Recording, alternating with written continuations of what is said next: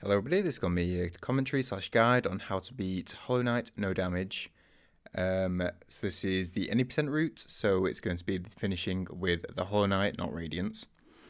So, starting off, we have to start this route requires Steel Soul because we're going to be getting granted eggs to sell to Jin or exchange with Jin for Geo. Make things a lot easier in this route. But yeah, start's pretty easy. I will have the mouse available so you'll be able to see where I can point to some stuff, just to make it easier. So hopefully I remember to move off screen when I'm not using it. But just a quick thing there. This isn't really damageless, but it actually speeds up a bit. If you jump up here and aggro the fly up here, you can actually do this pogo. It's not anything for damageless, it just speeds up the run, especially when you're resetting a bit. But yeah, this initial King's Pass bit is basically just follow the route. No big issues. Also, you may notice that I have it in Chinese, which is not necessary. I was just practicing some speedy stuff, speedrun-esque runs, which Chinese is the quickest language in this game. So you might see that, but it's not a big thing. But yeah, damageless Hollow Knight. We don't get any maps. The route should take around an hour and 10 to an hour and a half. So it's pretty speedy run, hitless wise concerned. So starting off, we want to get this Geo Rock down here. The Geo is quite precise in this run, so you do want to be collecting the Geo that we point out as we go through here, as well as the Geo that's dropped by mobs. And we also want to get a Fury of the Fallen here. Now, common query, we also want to get this Geo Rock down here as well. Common query is, why do we get Fury of the Fallen? Because that's a mask that requires damage. And the reason is we want a certain amount of charm. We want to get a charm notch from Salubra later. And in order to get that, we need to have a certain amount of charms. So we get that one because it's an easy one, plus we can get some Geo at the same time. And then we quit out just to walk back for travel ease. We'll be doing that quite a few times. Just quitting out 2 benches. I never do it when there's mobs aggroed, but other than that, I just use it for warping back to benches by quitting out because it's just saves a lot of time just traveling. I'm jumping here because when you approach Dirtmouth, the walking speed gets reduced heavily, so it's actually quicker just to jump through Dirtmouth. So yeah, we're going to be getting this rock down here, so you want to be using the right analog to shift the camera down to make sure you're not going to drop on this mob. And grab that Geo Rock. Watch out for this guy going around the platform, he can just be random wherever he wants. This drop down here, you want to just be checking every time you drop down with the camera. Just look down, make sure there's nothing in the way, and just keep dropping down. If some Gruz do start swarming you, they take 2 hits to kill, so better safe than sorry. Yeah, dropping down, and we'll be going to the Aspid room. Of course, my cat decides to scratch carpet at this point. So here you can hit down and just do it like that, easy. So for this bit, it's real quick. You want to wait just before they spawn, or just as they spawn, and jump to this top left platform and hit this spike that's going to drop down here. Hit it on its left side, and it'll fire down and take out both of them if your timing's right. It's pretty easy with a little bit of practice to get the timing on that. You want to have 50 Geo as we approach False Knight, so if you're missing some, there's a Geo Rock down here that you can grab quick. But you shouldn't be, if you just follow that route that we just did, you'll be fine. But we're just going to keep going right because we need 50 Geo to unlock the Stag Station, just for False Knight. And worst case scenario, you can always unlock the Stag Station in the Gruz Mother split, which I'll point out later. But yeah, this is all pretty good, decent stuff. Just follow the pathways, just flies, just avoid. Or hits, they take 2 hits. Everything pretty much takes 2 hits in this initial bit. So we get that.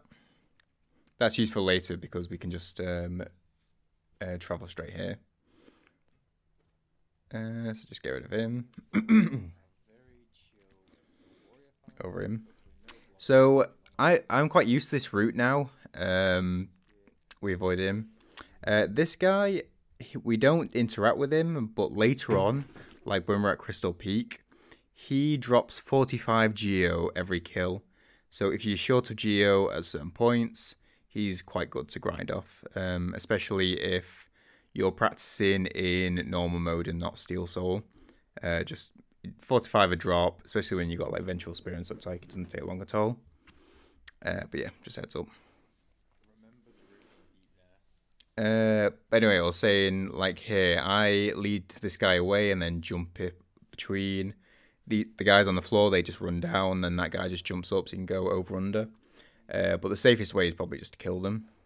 I just do that because I'm just used to it by now. But yeah, you can do both. So first boss, False Knight, we jump over these guys, and when the False Knight spawns, it'll kill them. False Knight takes 13 hits to stagger. 13 nail hits to stagger, and then when he's staggered, his head takes 8 hits to then start the next bit of the fight. So 1, 2, 3, 4, 5, and it ups to 13. When you hit these meteors that fall down, they count as 2 hits if you manage to hit one into him. So 13 nail hits, and each of those rocks, if you manage to fire into him, counts as 2. But yeah, and then you have to do this 3 times. Or 2 flurries. So we have to do it a second time. And then the third time, we don't have to interact with him because after he's finished his third little tantrum, he'll just break through the floor.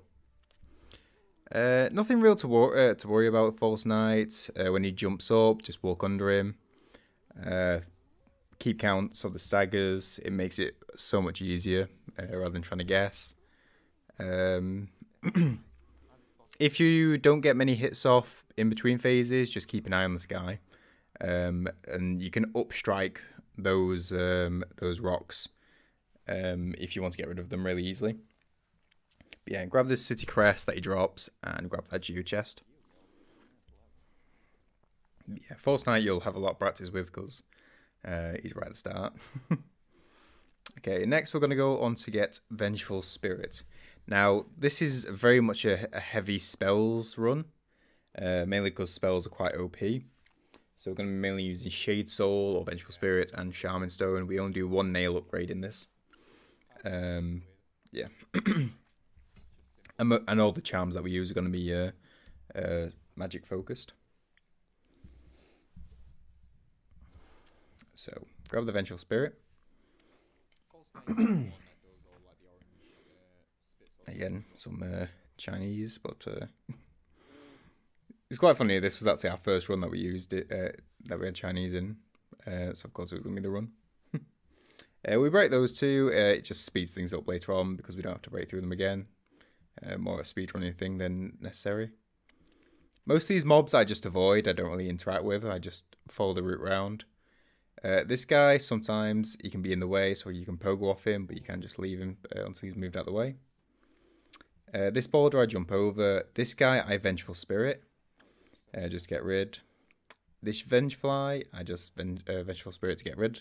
Just is really safe like that. So I want full soul going into this bottom bit. So I will get...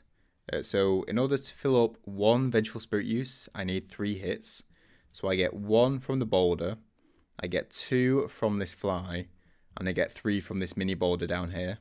And that gives me enough soul because we used 1 Vengeful Spirit on the boulder earlier, down here, and we use 1 over here on the fly. So that's consistent every time because then we have 3 Vengeful Spirit uses for this boulder down here. So we use 3. And now we need to wait for him to shoot our boulder. And then we get close. You want to be close because then he seals up and he doesn't fire any fireballs. And so you just have to deal with the small boulder that rolls around. It makes it a lot safer than trying to beat the mini boulder and dodge the spits at the same time. After that, grab that soul catcher, which increases the amount of soul for each when you do nail hits. And and then keep going. I'd equip that as I did there on the bench. And you want to rest at the bench because we'll be quitting out there as well later. Twice, in fact, actually. Now we're going to go to Green Path and to Hornet. So we're going to be journeying back up into this Gruz room. Again, we want to have... you want to get full soul in this room. So just take your time. Avoid the Gruz. They really get in the way sometimes. But once we've got full, you can just go straight to Green Path. Because we've got to deal with one more boulder. So it's pretty much the same thing. 3 immediately. Wait for the mini boulder. Just dodge these spits. They're pretty easy to spit to avoid. Get close so he seals up, so you just have to deal with the mini boulder. And fireball. I went too far away from him too quick, so we managed to get off a second boulder. So yeah, stay close to him to make sure you can't do that, and only move away from him once the mini boulder's dead. But yeah, and then we carry on through Green Path. So up here, safest way is probably to kill this guy. If you're confident, you can pogo like I do there. But you take 3 hits to kill. This guy, Vengeful Spirit. So, let's go back a quick sec. So, these guys, they fire off a big AoE. So, be careful of that when you're fighting them. And when they die, they'll also do an AoE.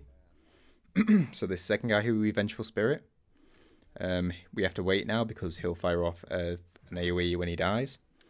So, yeah, just do that. Come up here, there's going to be a Venus flytrap like mob. They take 4 hits to kill, and we need all this geo from the geo rock and that mob. So remember to get that. They're like these guys are easy. Like you walk over, you get 3 hits in, then you walk over, get him to come up again, and just get another hit in. Pretty fine.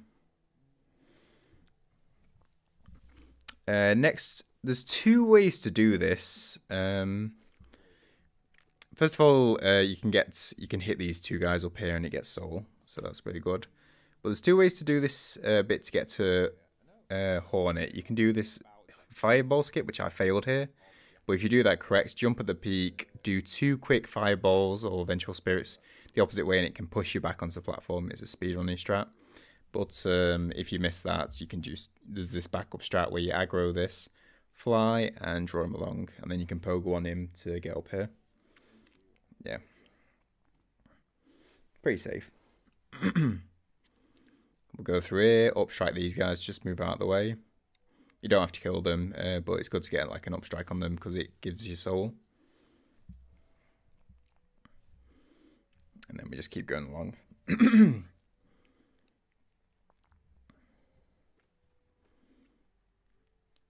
So there's going to be these 2 mobs above. You want to get rid of these first with a Vengeful Spirit, because if you leave it to second, because we're going to get these Geo Rocks and this other Venus Flytrap, getting all this Geo. If you got the Geo first and then came back to the mobs would be on the right hand side, which makes them a bit more awkward. So I'd recommend getting rid of them first and then go and getting that Geo. So go through in this room. I do this quite quick. The safest way is probably just to kill these guys. But once you're confident, like this bit, I do not recommend this. This is pure speed stuff. I'd recommend either Vengeful Spirit in this guy, and then waiting for the AoE that he does afterwards, or wait until he does an attack, then on the cooldown that he has, then jumping and doing this. I just do this really quick. And you want full soul going into this next room.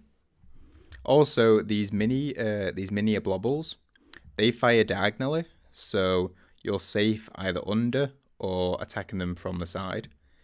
So just keep that in mind when you're positioning them around them. But yeah, play safe with this guy. Like the safest way is to Vengeful Spirit him and then wait. And then that guy at the top's really good for getting some soul ready for this guy. So Moss Knights, you can get 1 hit when they spawn and then 3 Vengeful Spirits. The Moss Knights, because we'll be dealing with 2 more of them later, die in either 3 Vengeful Spirits and 1 hit, or 2 Vengeful Spirits and 4 hits. It's good to know because it makes it more consistent. But that guy's really easy, as long as you've got like full soul going into that room. So we're going to get some soul here because we're going to save Zote and kill the Ventrali King for the Geo. So get some soul up.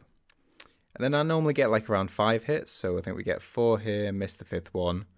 And then, so it takes 5 nail hits, 4 or 5 nail hits, and 2 Vengeful Spirits. I like to do it as he goes past us. Again, more a speed thing than or convenience thing, because if you kill him here, all the Geo drops down here. Really easy to collect. You can do 2 Vengeful Spirits when he's up here, but all the Geo scatters, so I prefer to wait to see him here. Just more convenience than anything else. Then quick hit on that.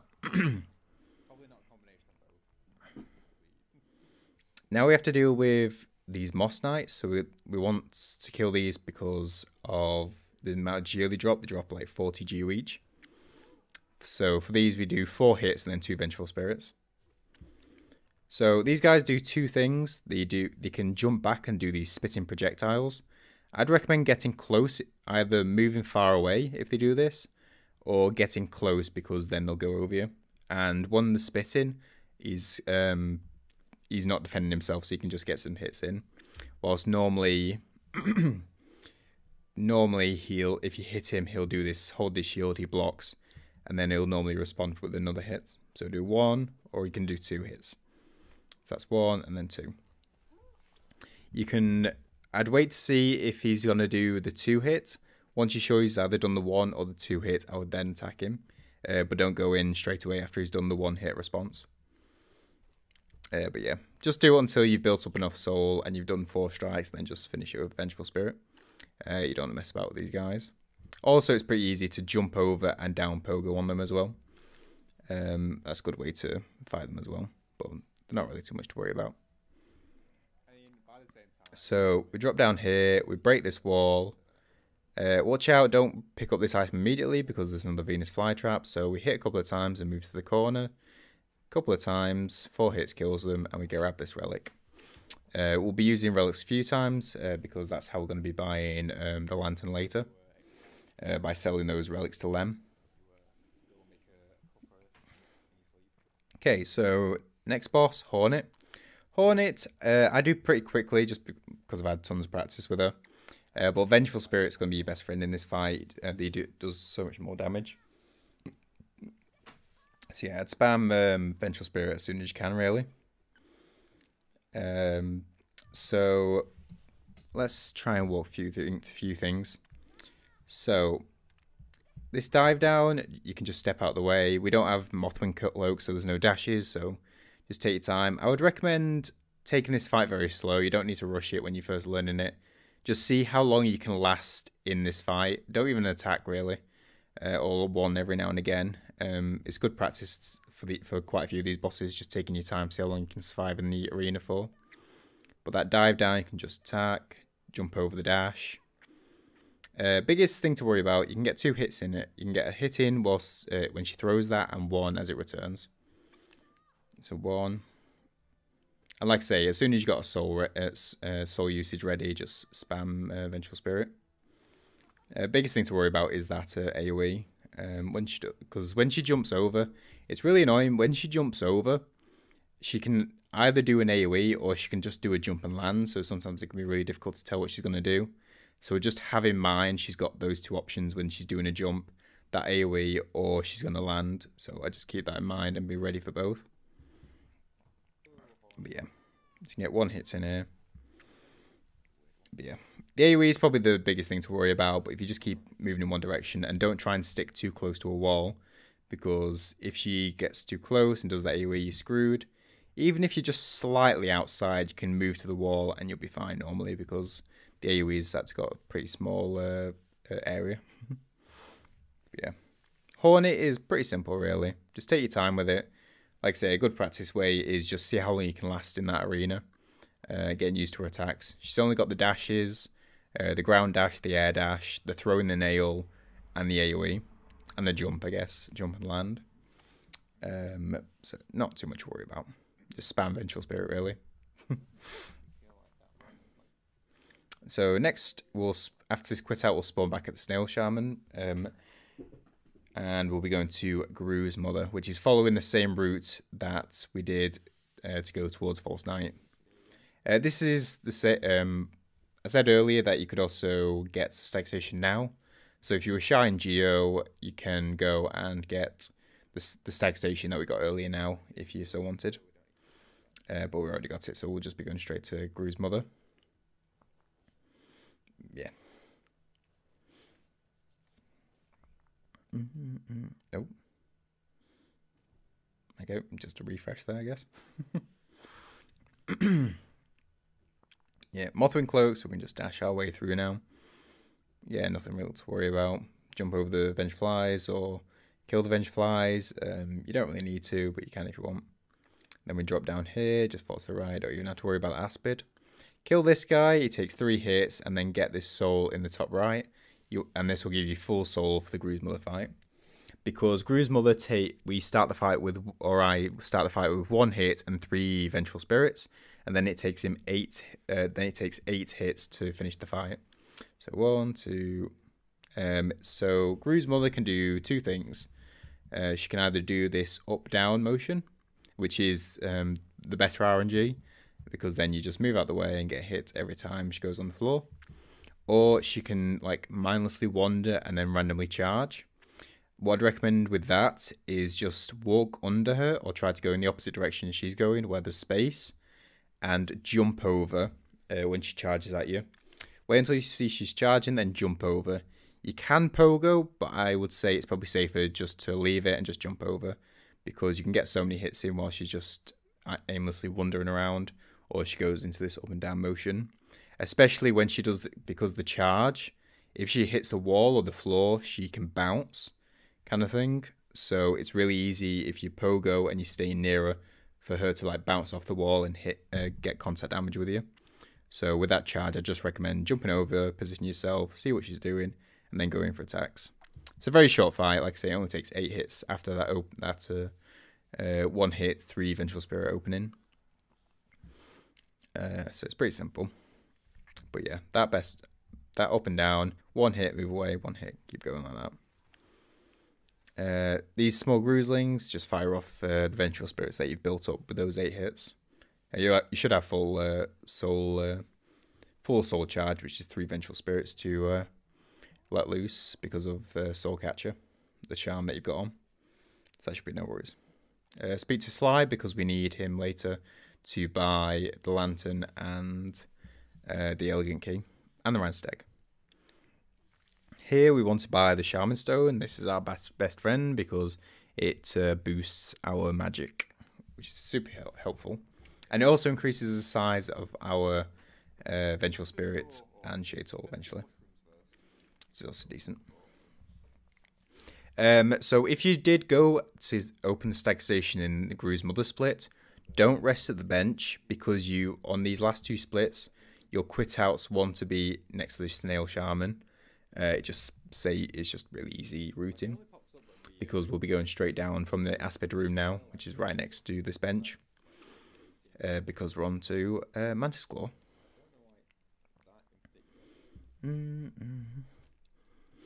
If there is any queries, or if I missed something, or if there's anything that needs more explaining, then just put it in the comments as well. This is only 1 run, and there's still plenty that goes on, so do let me know in the comments if there is anything I miss, or any other queries that need clarifying.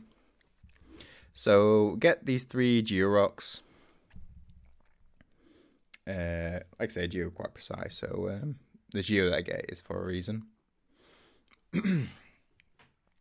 Drop down here. On your first few goes, you'll be a bit slower than this, just learning the right way to drop, but you'll get used to it pretty quickly, because that's pretty smooth. But first couple of times I did it, I was just knocking into every platform and acid bit, but you'll get used to it. Now we're going to be overcharmed, so we're going to equip Shaman Stone, and what overcharmed is effectively you take double damage every time you would take damage, which doesn't affect us because we're trying to do a no damage run, so we may as well do as many charms as we can. But it's like 1 additional charm that goes over our number of charm notches. So going into here, we've got these mushrooms. So when you've done 5 hits to this guy will awaken. And what you want to do is stay close to this guy so he does the head banging motion. Because you want to be dealing with only one of these guys spitting at a time, because they leave these little pools of goo. So you want to have only one of them doing it at a time. So you want to stay close to this guy, he does this, and then we can fire off 3 vengeful spirits, and then we're dealing with one again. It's pretty simple. But yeah, hits, we're all good. So this guy, when you're fighting this guy, you can like get like 3 hits on him, and he'll start doing the head banging move. If he does that, I'd say wait to do the 5th hit until he's gonna do the head banging again. Because if you just spam immediately after, then he can like take a bit of time before he does his head banging. Then you have to deal with 2 of them. So yeah, pretty alright though. And then we grab this charm notch. And then we're going to go through here because we want to get a relic that's over here. Watch out for this explosive guy on the wall as you're dropping down. You can fall into him quite easily. So go up here. There's no real rush. If you just do this pretty quickly, you don't have to worry about the explosives. So we move to the right hand side, grab the relic, and then I destroy this bomb. Just because the rulings I used, it was like, if there's a bomb on screen that could hit me, that seems a bit weird, so I blow it up and then quit out. Yeah, and then that will bring us back to where we just rested next to the fragile charm sales guy, where we just equipped Shaman Stone.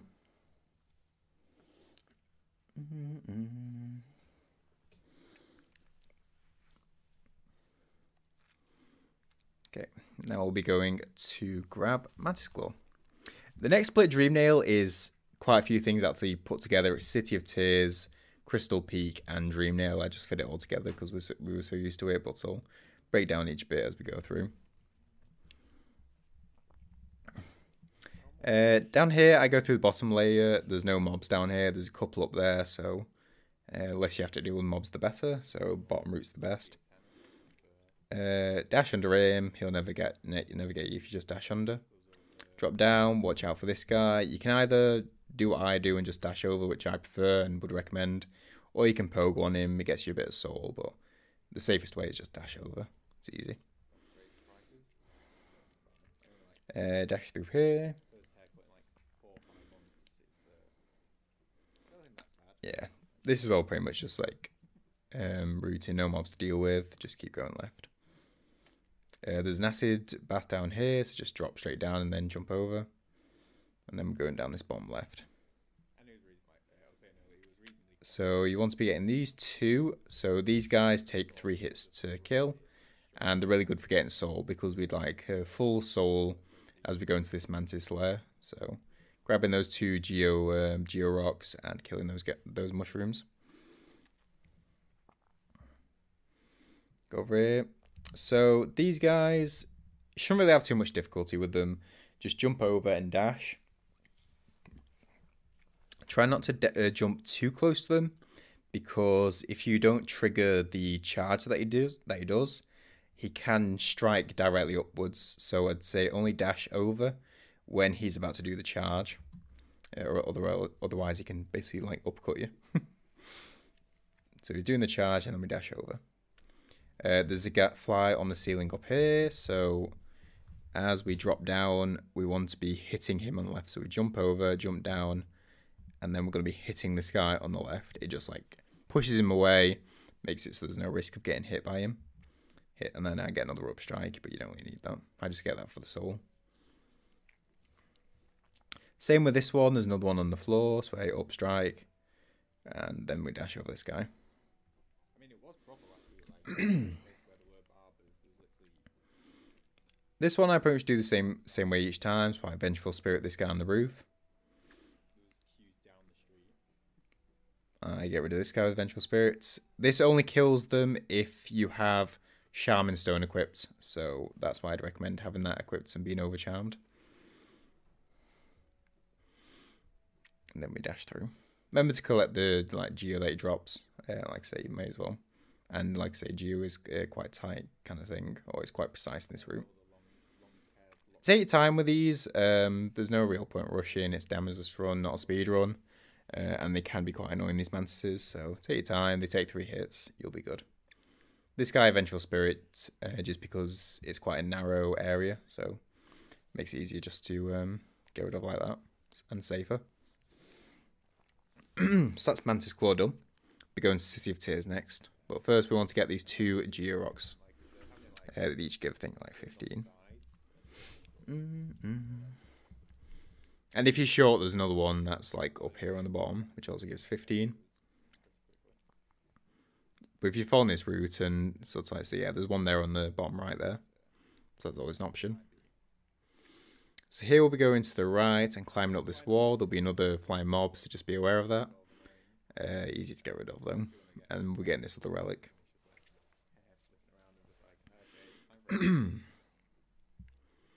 So yeah, up we go. Get rid of these guys, they're also good for soul, but we should be fine. Can hit this guy off, you can also dash above him, whichever you find safest. And then we're going right back up to the top. Watch out for these guys, they're going to still fire off explosives, and this guy will fire off gas if you're too close. Here, these guys can be random where they're placed, so if they're over here, can be a bit worrisome to like dash over, to bounce on him, bounce on these, and onto here, so sometimes it might be safer to just go try and do some wall climbing up here, just to be safe. Or you can actually just jump and down pogo on these guys if they're here. So whichever you personally find safest. Just you have to do it pretty quick because that, as you saw, that explosive was chasing us. Okay. Trip to City of Tears. This platforming bit, I just sort of recommend doing what I do. For this mushroom guy, I go up here when he is here and he's about to go right. I find that the best timing because then I can get the wall jump and a down pogo. I found if he's on the other side, he appears here when I'm here, and it can just be really weird timing. So I go now, down pogo, don't have to worry about him. So I drop down here, drop down there. Nothing much to be said there, just follow that route and put some little bit of practice in. You don't need to get that. I honestly don't know why I get that, and I'm pretty sure I mentioned that as well. Just, yeah, we don't come back here, so you don't need to open that pathway.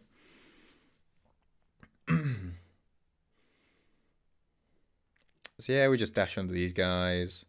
This guy can be a bit iffy. If you try and go too quickly, he can jump into you, so wait for him to sod off down here before jumping onto dashing up here. These guys are a bit annoying because they can either do this slash or they can backstep. So be ready to watch out for this backstep. If he does this forward attack, he can dash over easily. If he does the backstep, be ready to down pogo. And I mean pogo, I should have said earlier, is like down slashing on him. Down slashing on him, because then you'll be good because you can down slash, get over, and just dash away. Just be ready for that. It's one of his favourite moves, and it's very annoying. Also, these guys take 1 nail hit and 1 Shaman Stone Vengeful Spirit, so that's how I get rid of these guys as well. Drop down here, we're going to get the bench next to Quirrell, because we're going to quit out here after getting our nail upgrade.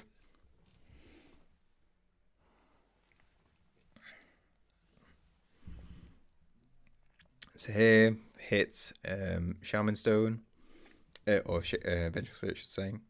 Get rid of this guy, takes 3 hits, and we get this Geo Rock or case.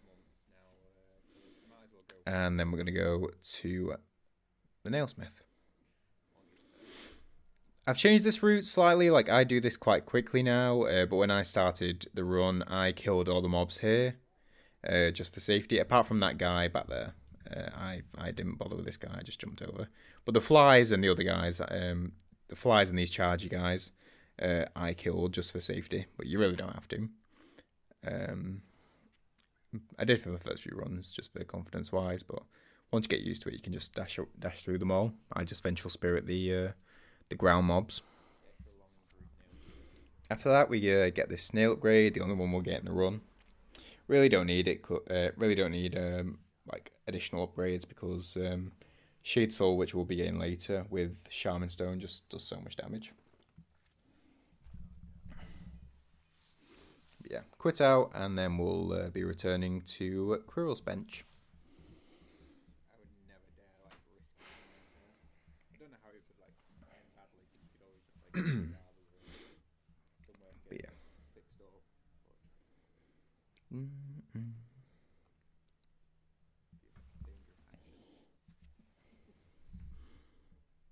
Okay, so that's just dropping down. Let's skip the rest of the bench. So here you can jump dash over him. It's I don't know. I just prefer waiting here, wait for him to walk under, and then just go in. Safe it like it's 100% safe, and there's no real point rushing. This guy's annoying. So these mobs, there's two types of these. There's this guy, and then there's the lance guys that will come across later. These guys you should kill either from below or above because they only have horizontal attacks. They can fly down into you, so also be aware of that, but kill them from above or below. You can stand here, but be aware there is a Vengefly down here that will aggro if you stand on here to kill this guy. But yeah. Just see what he's doing. If he's flying above, then kill him from below. He dived down, so I killed him from above.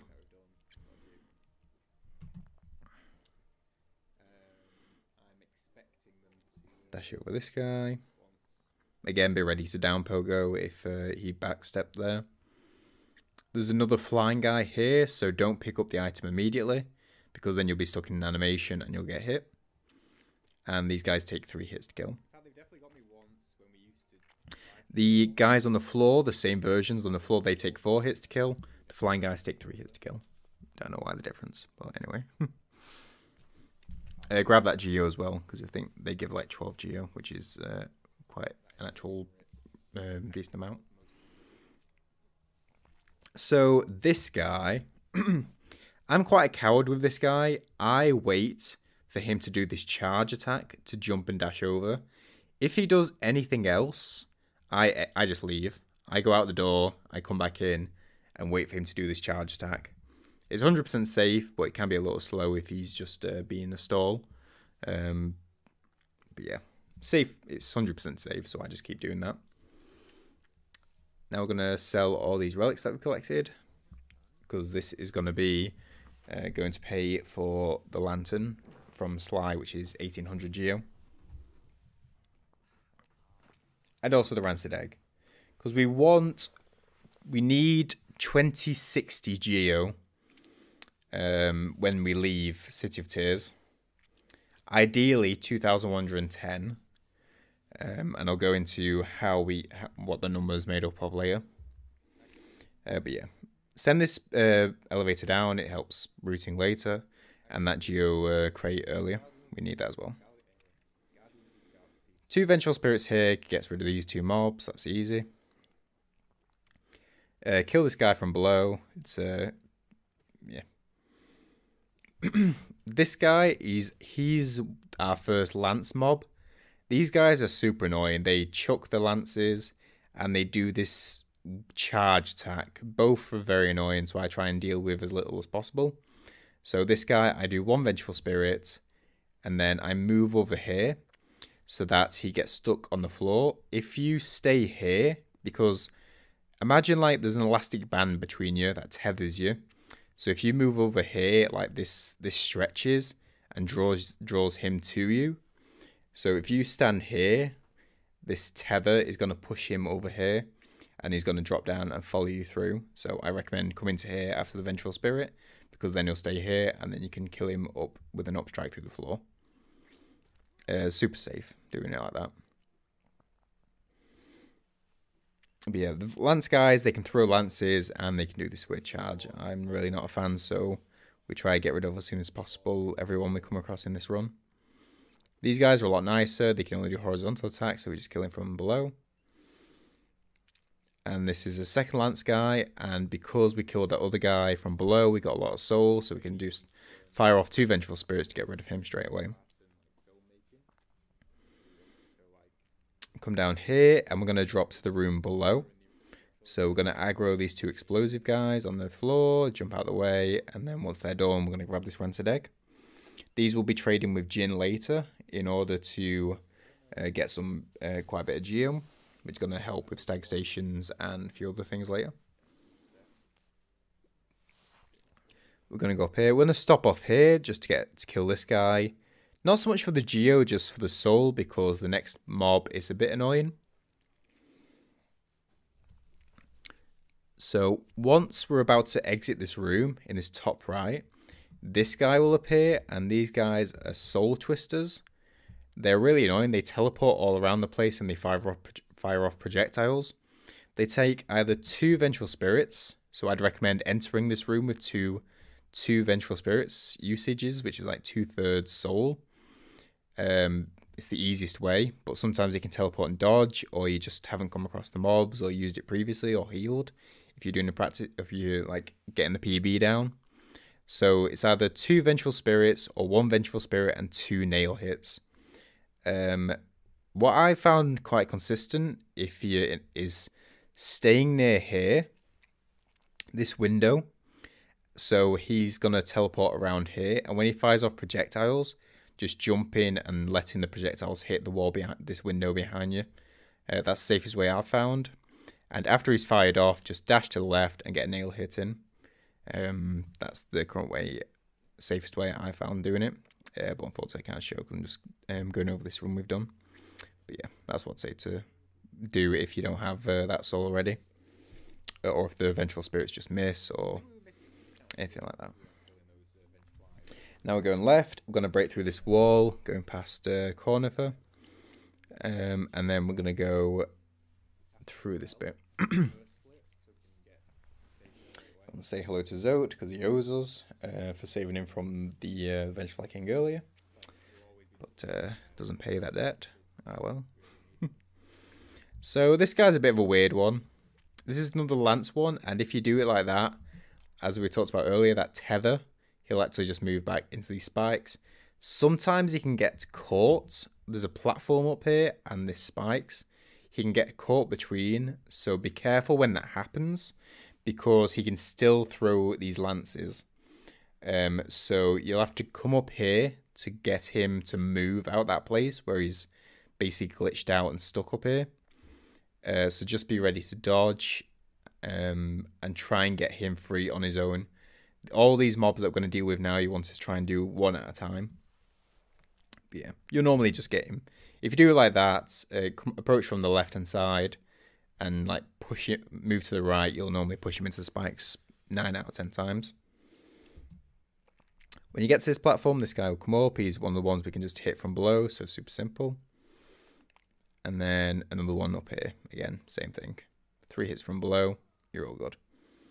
Or if he comes at you horizontal, just jump and poke him. Once you're here, once the light has appeared, fire off 2 vengeful spirits. You should have enough from the mobs you've just killed, because there's a mob in here, and it's just the safest way of doing it. You have to do it when the light appears in the room, because otherwise the vengeful spirits normally don't kill him if he's on the far right. And then you want to grab that simple key that's in there. And then we get here. So we've got perfect amount of G, and we've got 2100. Or 2110, should say. Because this, so that's made up of this stag station, which costs 200. We need 1800 geo for the lantern. We need 60 geo for the rancid egg from Sly, and we need 50 geo for the entrance to Crystal Peak. So like I say, if you are short, that big mob just before Volst Night that I pointed out earlier gives 45 geo each drop with Vengeful Spirit and Shaman Stone. It's super simple.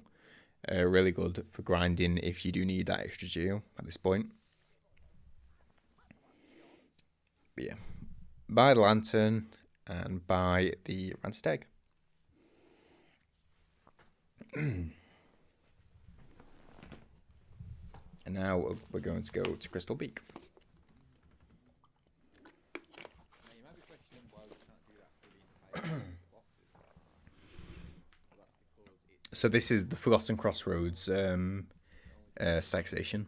It's yeah. Rest of this bench because this is where we'll quit out after we get the Crystal Heart. Upgraded nails, so these guys will all die in one hit now.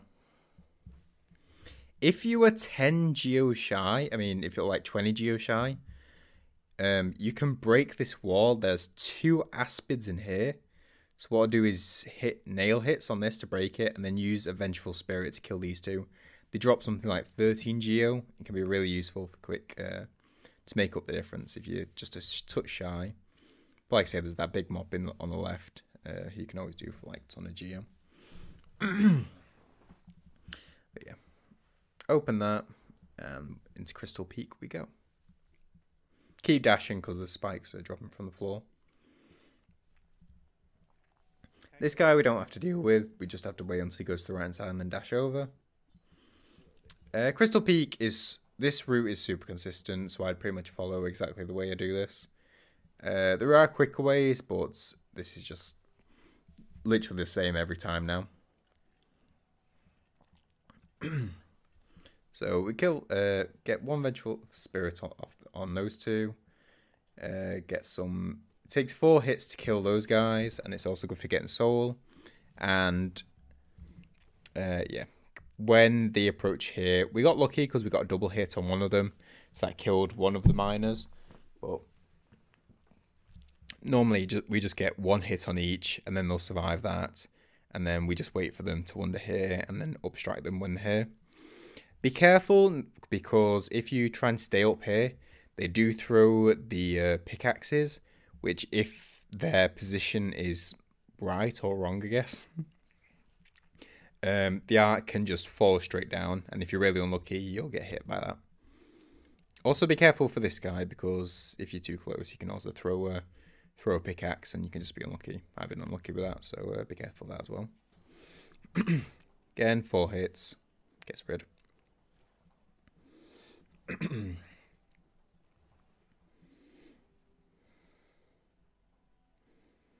Okay, so this is where timing is quite precise, so this whole section happens the same way every time, as long as you do it in this exact way. So, Vengeful Spirit this guy, go through, these guys are going to go around, we're going to wall jump up the right hand side, go up here, dash. So you're going to be here, you're going to dash, you're going to down pogo, and then dash onto this wall and climb up. Come up here, wait for this second guy to go down, wall climb. Wait for the lasers to stop, he's good. And we're going to stay on this bit of wall jumping until this guy goes past to here. This guy's going to get quite close, but he's never going to reach it in the time that we've got. So we stay here and wait for this guy to go around, we're good. Jump up here, Vengeful Spirit, get rid of him. And then wait for him to go past. And that's all good. That whole section, if you get that down, it happens the same way every time, you'll be good. Same with this, just jump straight up here, We're going to be getting rid of this guy with a Vengeful Spirit first. So, if you are short of soul, because we've got stuff ready, and you should if you did the same route, but if you don't, you can down pogo this guy when he approaches here. Just be sure not to get too close, because he does do like a little hedgehog move, where the spikes grow on his back. So we go up here, and then we get Vengeful Spirit. Also, make sure you come to about here when you use the Vengeful Spirit. If you use it here and you do it too high, the Vengeful Spirit will actually hit this roof and just stop. Or sometimes just stop, which will waste, and then you're a bit iffy. So I'd go to around here, Vengeful Spirit to kill this guy, and then drop down here. The reason we kill this guy is because when the lasers turn around, if you're anywhere here or here, the laser can sort of like just bend round the corner and follow around here, and you get a hit that way. So that's why we get rid of this guy when this guy is up here. Because now we'll drop down here and kill this guy next. And then we go up here to get the shopkeeper's key, which we need to get the elegant key from Sly, which I'll go into later. So yeah, this one, just a bit of patience. Use the camera, use the right analog to shift the camera up so you know where everything is. And then continue on your way. Here we're just going straight right.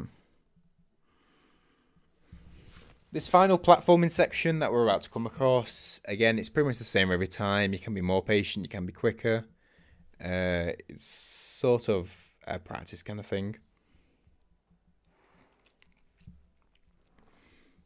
Anyway, with the lasers at least. Because this is all like just standard platforming.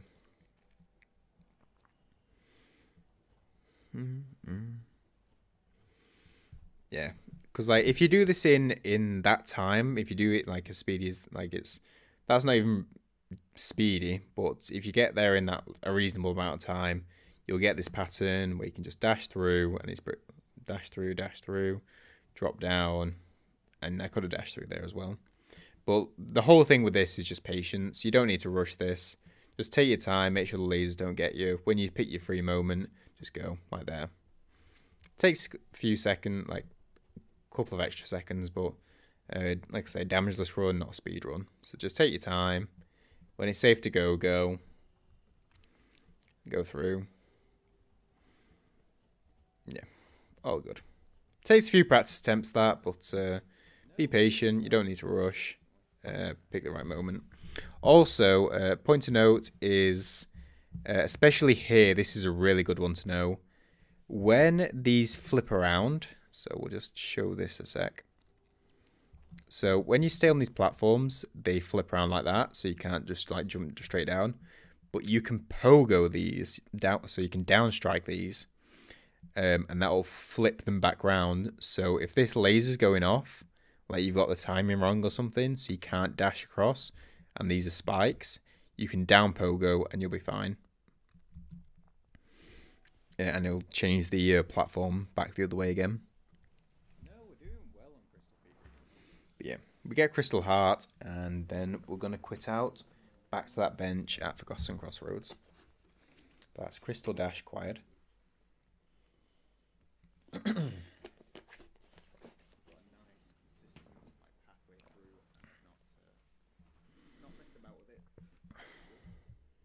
There's a couple of bits that I think would make it a tad bit better. But yeah. There we go.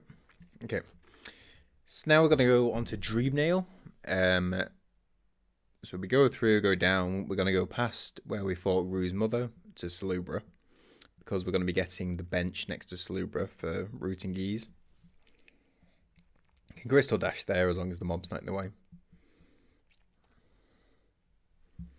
So we go through, Crystal Dash again, and we're going to just be getting this bench. We don't need to buy anything yet. So just get that, and then return. And then we're Crystal Dashing up here to go to Blue Lake.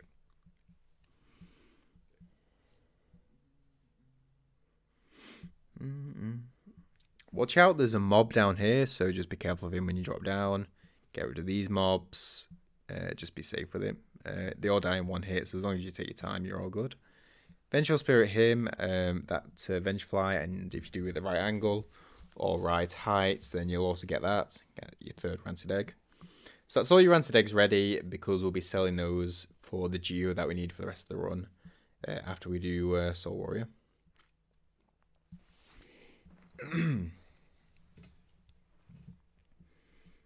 Or just before we do Soul Warrior, actually, because that's how we get Elegant Key into it. Okay. So yeah, just following this route, go through to the Dreamers here on the right. So yeah, we natter, we get some lore. Yeah, lore. So platforming, take your time, there's no real rush. This is the big skip that you can do in this bit. So we get to the second platform and then we dash back And then we're going to crystal dash from here. Skips out a big portion of this platforming. Get through here and then just take our time getting through. Nothing too difficult. Just get through all that.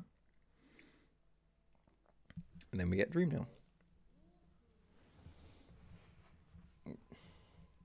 Yep. After that, we're going to wake up. Nope, too far. Wake up here. Don't need anything from the moth in this run, so we just go. We're going to go into this room down here to get Dream Shield, another charm. Again, this isn't to use as a charm, it's just so we have enough charms to buy the extra charm notch from Salubra afterwards. And then we're going to go down here and get some soul ready for the Soul Warrior fight.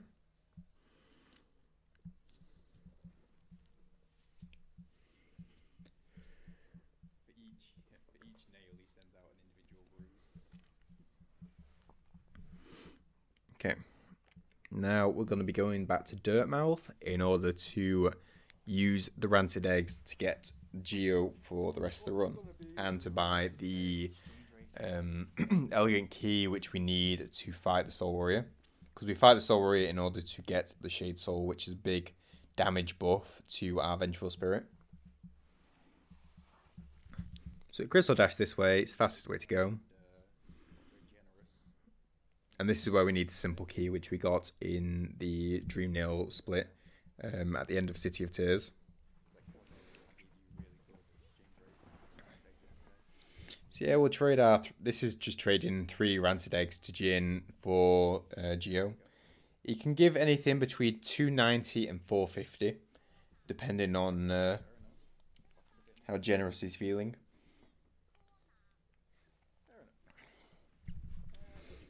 Current records are I've had 290 and I've had 449, so if you beat those records in your exchanges, let me know.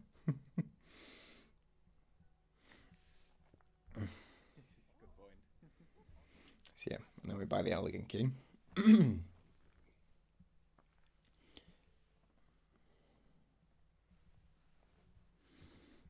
Now we're going to just head straight to Soul Warrior. We don't really need anything else. We've got the charm set up already. It's just the boss now. So we go to the city storerooms, stack station. Don't rest at this bench because we've rested at the Salubra one. So don't rest at this because we want to quit out back to Salubra.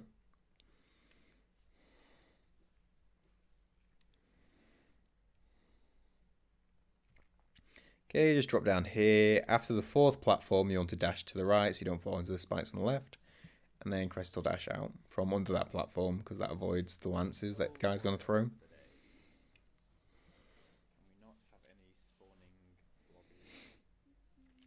Climb up here. Hit this hit that lever because we're going to be going down there after the Soul Warrior fight. So, Soul Warrior. He's got a few things he can do. You can do this teleport down. We can dash. Should just dash it away from like that. Spawn the blobbies, or the dash attack. It's like this, or the fire in the projectile.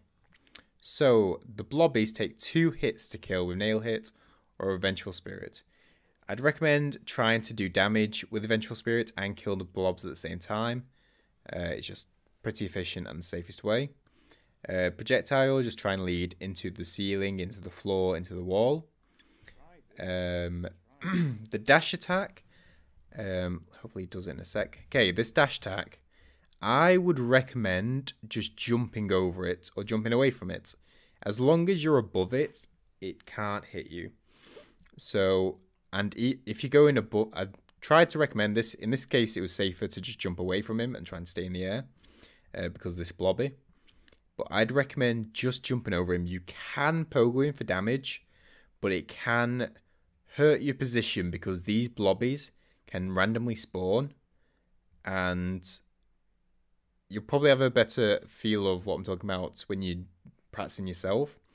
But pogoing puts you in a worse position in the air than just jumping over normally. because it like pauses you in the air, so you're more likely to get hit if you get a bad spawn.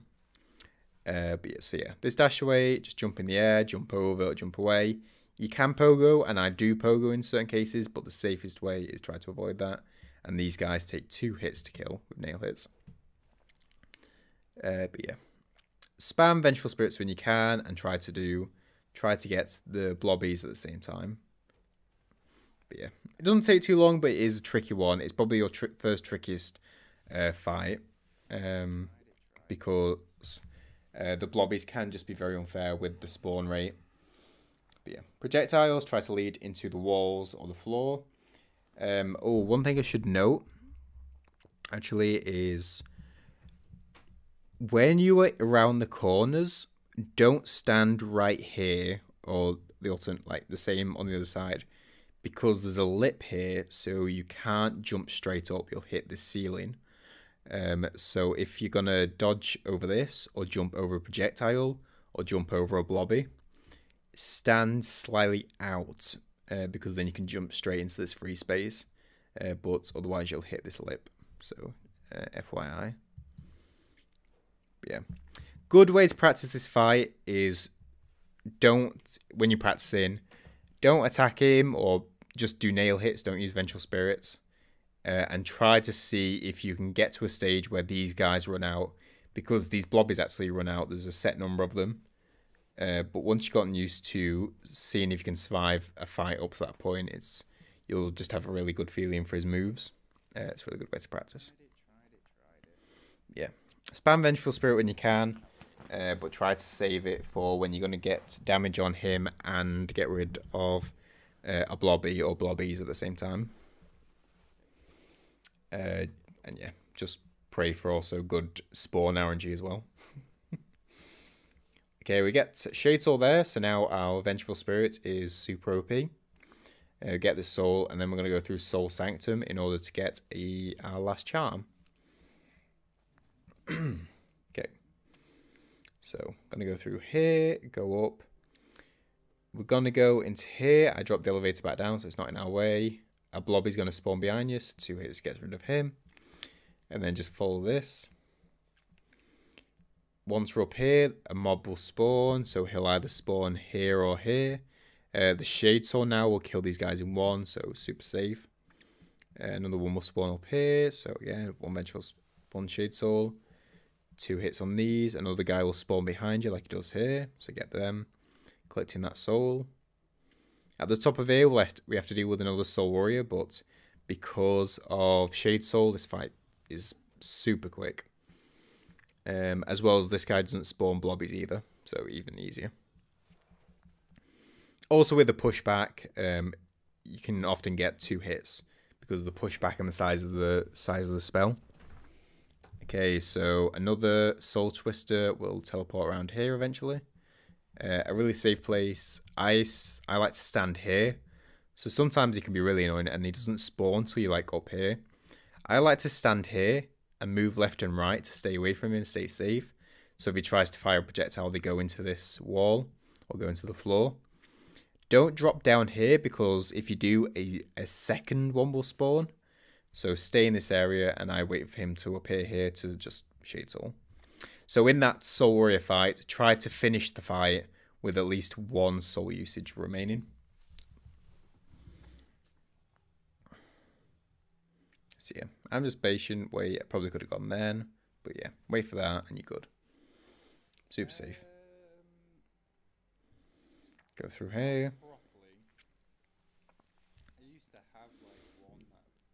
Kill this guy through the floor, safe way. Watch out, because a blobby does spawn down there from the floor, so just watch out for that.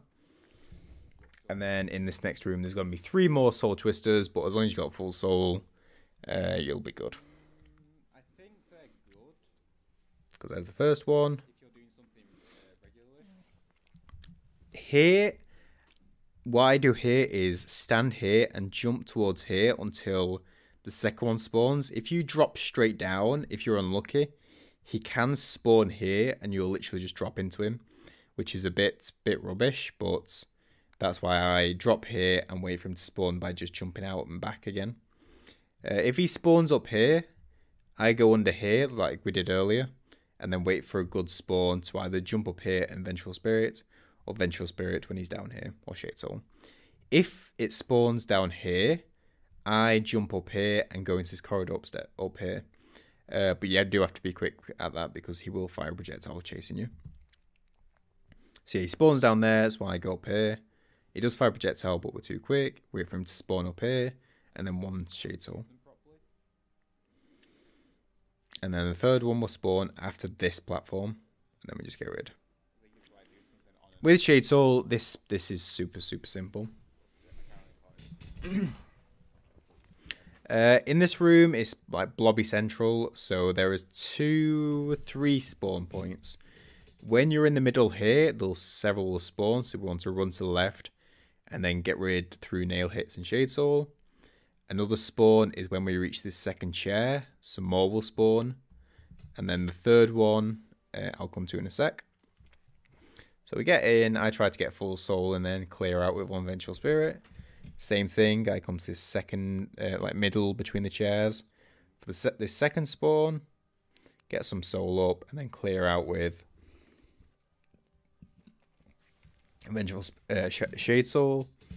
And then in here, a blobby will spawn from the floor. So before you enter this room, just clear it out with the Shade Soul.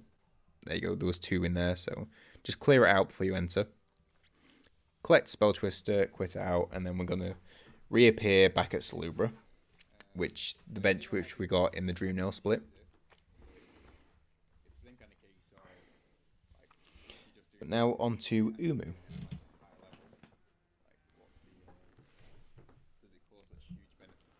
Okay, so we spawn back at this bench at Salubra's. So we're going to go in, and because of the charms we picked up earlier, we can now buy the charm knot straight away. So now we'll be able to equip all 3 of the charms we've got now. The Soul Catcher, the Spell Twister, and the Charming Stone. You have to go in this order or else you won't be able to equip all 3, because you still need to be overcharmed. And now we're going to go to the Teacher's Archives where Uumuu is, or the first Dreamer. If you're going to Crystal Dash, which is the quickest way, make sure you stop before you go into the next room. And the reason for that is if you don't cancel the Crystal Dash, you will charge straight into that guy, which you want to avoid, because it's a real shame to lose a run to that, which I may have done before. Okay. Now we're just backtracking our way back through everything, past the Aspid room, and then we'll show in a sec where we're going.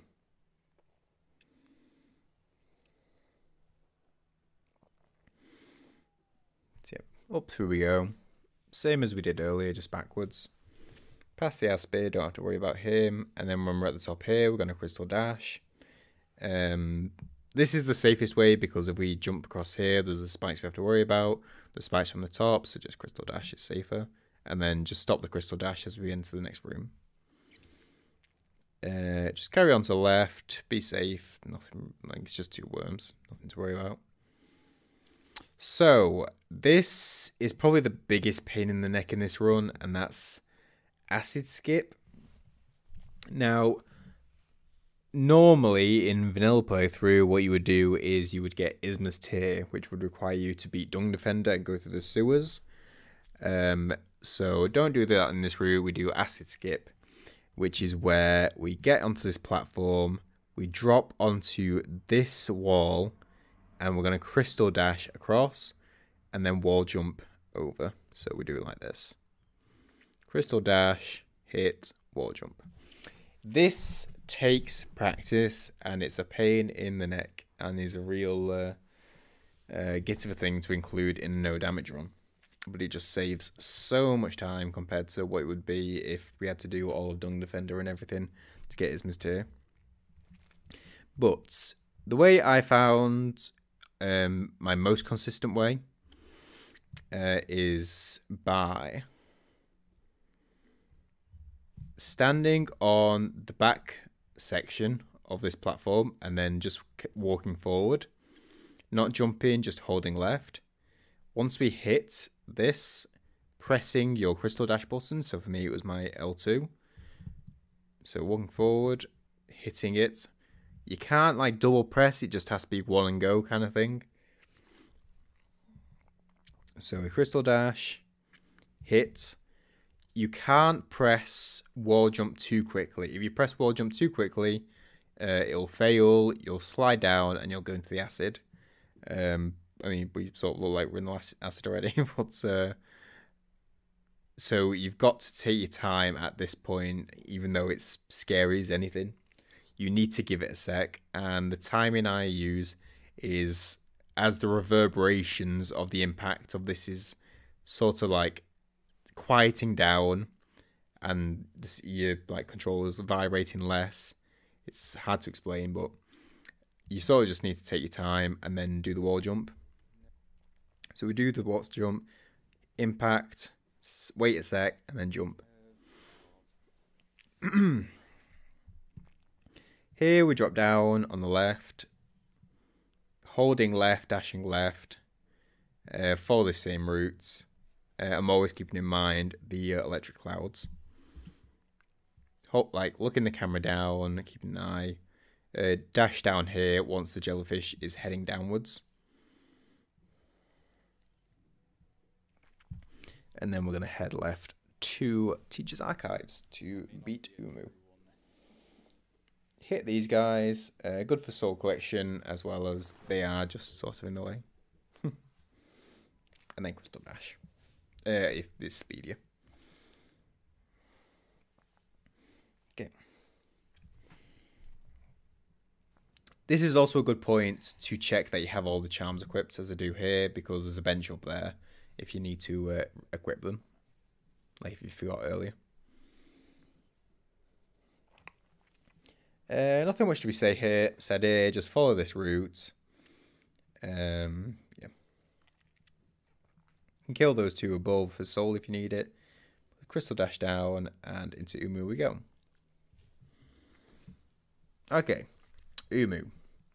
So up here you can get a quick Dreamnail off before the fight starts, and then... Okay, so Uumuu's got 2 attacks. Which are these electric clouds. So one's these electric clouds, and one thing to note is these platforms here, the electric clouds never cover these, both on this side and the left side. So if you hear when these electric clouds are happening, you are safe. So that's really good to be aware of. Because the best place to be is one, sliding down this wall. Because if it's the lightning trail that follows you, you can just let it follow you as you slide down and then be on your way. If it's the electric clouds, you can dash across like up here and drop down onto the platform, and you know you'll be safe. So yeah, we try and stay on the wall for as much as possible. Dash across to get on the platform. So if it was electric clouds, would be safe, but it wasn't. It was the electric trail, which doesn't matter because since we saw it, we know we just had to carry on our way to the other side. After 3 uses, Quirrell will appear, and we want to just spam Shade Soul. With Spell Twister, we'll be able to get 3 off. This is normally a 2 cycle, so there you go. We were on the wall. As soon as he started the attack, we dashed across, because we know if it was the electric cloud, we can just drop down and we'll be safe here. If it was the trail, then the trail would have started around here, and it would have been following us, so we could just carry on to the other side. So now Quirrell will attack again after 2 or 3 electric attacks off Uumuu. Does vary, so be sure you know that Quirrell's attacking before you get like laxing the concentrating, because it's quite easy to do. But yeah, dash onto this platform, we know we're safe. Then we get some hits in, and then one more Shade Soul, which does double damage because of the knockback. But yeah, Uumuu, pretty safe. Keep to the walls, dash onto the platforms when the attacks are coming, and you'll be good. Normally a 2 cycle with Spell Twist and Charming Stone and Shade Soul. And then we follow up here to the second Dreamer. Or first dream, I should say.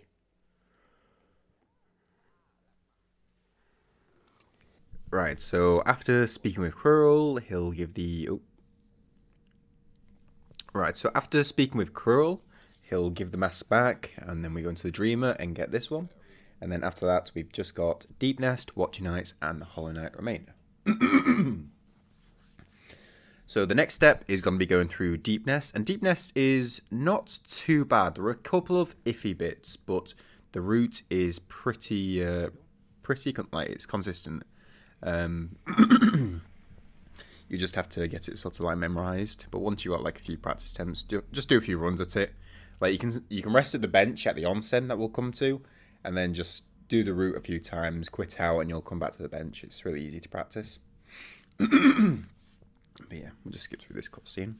So we exit Teacher's Archives the same way we entered, just backtracking the exact same way. This is still technically an acid skip to just be sure of the wall jump. Like I say, give it that second before doing the wall jump, or else you'll rush it and slide down. But yeah, just going to the top and getting out of here.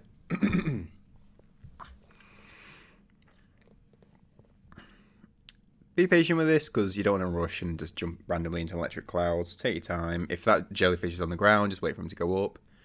Wall jump up here, you don't. The wall jump doesn't hit the jellyfish, even though it seems quite close. So you find wall jumping up that section. And then that's that. And then we'll crystal dash out, because it's quicker.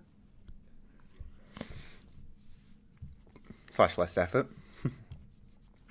And now we're going to go down through this little spot. So, again, it's like the Gruz room from the start. Just using the camera to angle down to make sure you're not going to drop into either the jellyfish. This bit's probably most awkward, and for that reason. So, you can either dash over, which I tried to do and almost made a bee of it. You can down pogo on this guy, or you can just drop straight down. I'd recommend try and get in this place. Or if he is around here, it's probably the easiest way to just down pogo on him.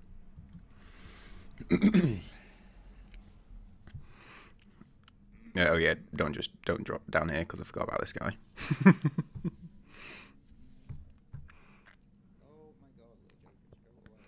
Yeah, I take a while here because I think he's closer to the wall than he actually is, but that's an end game runs for you. Nerves start going. But anyway, crystal dash out of here and just keep it going. Keep going through this room. You don't want to slow down because that guy is going to spit down, but stop it here and just drop down to the room below. Now we're going to go through. Use your camera to angle down because there's a mushroom going by, but you should always be on the left hand side, but just check to be sure. 2 hits, get rid of him. Dash your left. You have to be quite speedy because there's a mob down there that does a big AoE, so make sure you're pretty speedy in that bit. Pogo off him. With this guy, so we're going to come up to here to do a crystal dash to the other side. This guy can be like up here in the way. Just wait. He can be a troll and spend a bit of time there, but just wait. He'll eventually just drop down and you'll be able to dash over. And then crystal dash from here as well. Break this. And then run to Deepnest. Crystal dash. Once you get past the end of this platform, like we are here, this floor will break. The floor won't break the first time you go across it, once you go to the end of that platform. So Deepnest, this very start is where these earwigs appear, and whenever these earwigs appear, just shade soul them to get rid. On the very bottom here, so as we drop here, like 2 of them appear, but here you can just be speedy and just dash away. They won't spawn quick enough to get you. But up there, if one spawns in your way, just shade soul it. You've got 4 shade souls worth at this point, with like hitting all the mini jellyfish. So like airways can spawn all in this room, so like up here and here. But as soon as they appear, just shade soul them and don't worry about them. So these first 2 drop downs are quite fine. Like you just drop straight down and go down. This next one, you want to be holding to the left because you'll be dropping on this platform. If you drop straight down, you'll fall into this guy. So first drop down just straight. This one you have to hold left to go onto this platform. This one straight down, under. Keep an eye out for any earwigs. And then we'll be going down and then straight left. Takes a few attempts, but you'll get it pretty speedy. Just be generous with the amount of Shade Souls you're using if any of the earwigs appear, because they do take quite a few hits to kill at this nail strength. And they're just really annoying, they can chase you forever, really.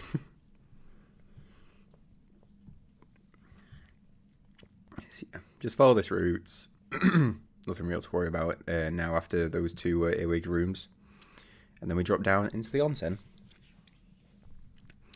So yeah, we don't need the bench in this route, but if you're practicing, this bench, just sit at that, and then you can practice Deepnest as many times as you want, as you can just like quit out and you'll come back to this bench. And then the onsen gives you soul anyway, so you can do any number of attempts. Also, if you're trying to get like a PB as well. But if you're not using Steel Soul, it might be a bit more awkward, but just in case. So I Shade Soul these two mobs. I also Shade Soul these mobs on the left. Don't have to, but I have the soul, so might as well. Gets rid of all risk. And then we enter proper Deepnest. If you didn't have Lantern, this would be pitch black right now. So this bit, I wall slide, and when I reach just around here or just below it, I just press dash, and it'll get me like the exact distance to get to here. If you do it too early, you can get into here, so around this middle lump that's in the wall. And then we continue left. Gonna be another pit below. Get to this wall and then jump up. You can crystal dash here. You can just keep Mothwing dashing. Just remember to stop too far, because you want to be stopping just before this gap that we're going to climb up. That we climb up here. Then we're going to try and get this big spider to spawn. If you don't have at least one Vengeful Spirit, as we didn't here, although with Spell Twister we might have been able to, just do some Mantis wall jumps here and up strike to get soul off this guy. If the big spider does spawn, he'll like follow down here and just up strike him. I think he takes about 4 hits to kill. So yeah, just get a bit of soul. I've got 1 use now. So we'll get on this right side and try to aggro for the big spider to come down. And then we're going to just Shade Soul everything. Just like that. Next, I aggro the big spider now, and this guy I do kill. You can brush past him, but I do it like this just to get some nail hits in, just so we've got some soul for later on, just in case we need it, if we want to clear out some spiders or anything. So like I say, take 4 hits. So get rid of him. Jump across. I wait for the small spider because a big spider is going to spawn after we jump over it. So it's going to spawn behind us and start following us. So we go through, up we go. A spy, like, on both of these platforms, there's a mini spider that's going to keep doing loops. If you're unlucky, they can be there when you initially just jump up from the wall jumping. So up we go. So he can be here. So be ready to down pogo if necessary, or Shade Soul if you've got enough soul. Just be aware that he can be here, annoyingly. And similarly, there's another one here, which on the screw does, which I start making weird noises about because it was really close. But yeah, be ready to dodge or down pogo, or just generally avoid, try to avoid. But yeah, helps being aware that they can be there.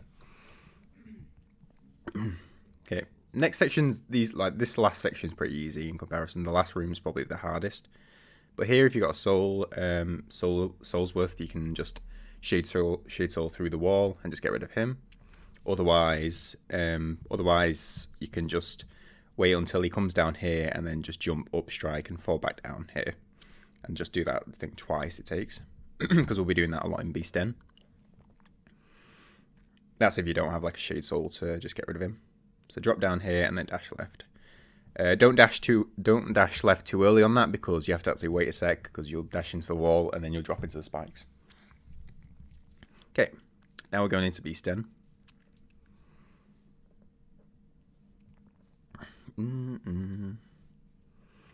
Yeah, same some Beast Den, just go in. With Shade Soul, this is super simple with these Scythe guys. Nothing too much to worry about, because they go down in like 2 to 3 Shade Souls. And with Spell Twister and Soul Catcher, like our soul, we can get it pretty easily. Let's Let's just skip past that. Okay. So we don't have much soul here, so I just go down here. Do I? Oh no, I don't. I just go straight to him. Oh no, I do. Here we go. So you can break through here.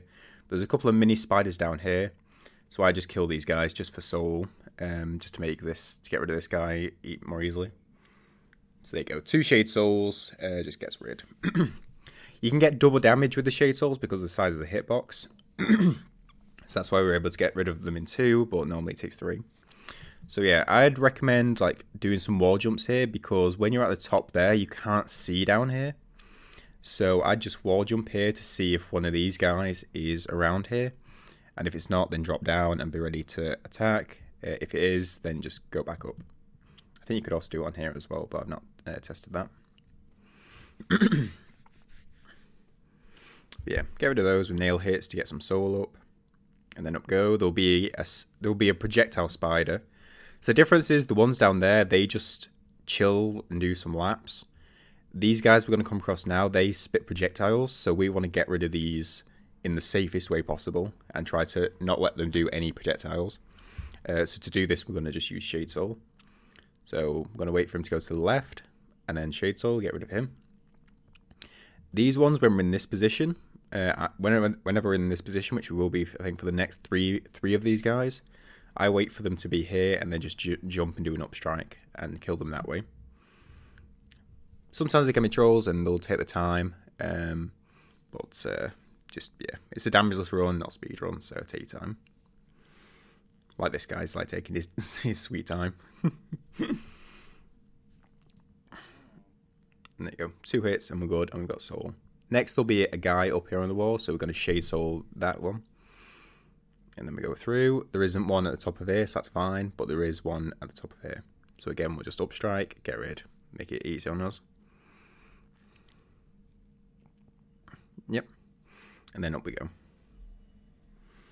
And then drop down through this floor, save the grub. And then up strike this last projectile spider. Okay. Next, there's another scythe guy over here. So I wait for him to attack and then down pogo and just jump over. Things to be wary of. You have to do it when he's here or when he's over here. If he backtracks, don't dash over him. You need to draw him out over here or where he initially starts. And the reason for that is there's this little like right angle in the ceiling. So if he's back here and you try dashing over, you're going to hit this and it's going to stop you and you're just going to drop down straight into him and get contact damage. So you can only dash over him when he's here, back here. So make sure to draw him out before dashing over. I also down pogo as well, so I jump, dash, down pogo just for extra safety. But I'm pretty sure you can just dash over him if you want. But down pogo just makes it super safe. And we've got plenty of soul now because of killing those projectile spiders, so we'll be able to like clear out that last scythe mob with just shade souls. Now, so that's Deepnest and Herodon. Onto the Watcher Knights. Now the Watcher Knights is probably the hardest part of this run, in my opinion. I'd say it's definitely trickier than Hollow Knight, just because of the fighting 2 of them, and we don't have any form of iframes. We don't have Desolate Dive. We don't have Shade Cloak, so we don't have Shadow Dash. It is probably the trickiest. But with Shade Soul, they have very little health. They each take about 4 Shade Souls and 1 or 2 nail hits, I think. No, 5 Shade Souls and 1 hit, I think. So they do go down very quickly, which is good. But you do have to do quite a bit of practice with this fight to get used to it. Even though they only have very simple attacks. So we'll go through. But yeah, we come up top here. We've got plenty of geo, like more than enough geo. Stag stations, because we'll do this, and then we need 300 for King Station later. But with the 3 grand stags we got earlier, we're more than fine. So now we're going to go to Resting Grounds, the Resting Ground Stag Station, which is that one.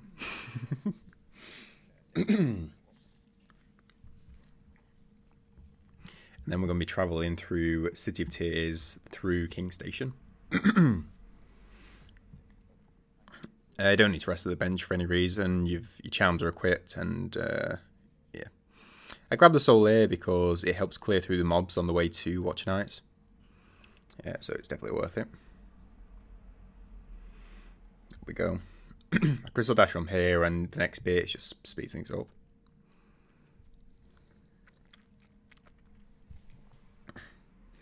Yep, drop down. Okay, and as we come here, there's going to be this guy. He's going to be doing laps. Once he's on this left side, you want to dash over. Make sure he is near the edge, because if he's here and you try and dash over, you're just going to fall into him.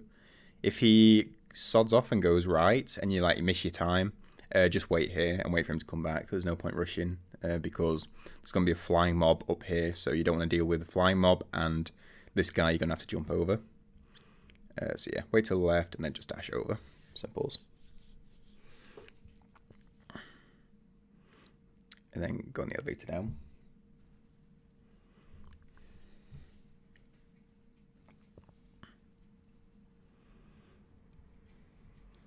You can clear out all these mobs with Shade Souls. They all die in one Shade Soul. I attack through the ceiling here to get full soul. This guy you don't need to bother with, but you can also just up strike to get some soul if you're missing some. Yeah, Shade Soul to get rid. Use the camera to angle down to see what the position is, because these guys can be really awkward. It's totally random where they are. If they're all here, then just wait until they move into a good position. But yeah, just angle on the side and then just Shade Soul to get rid of them all. Just take time with that. No point rushing at this point.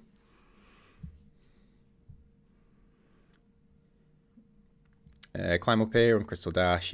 You literally fly over everything. So no point not to.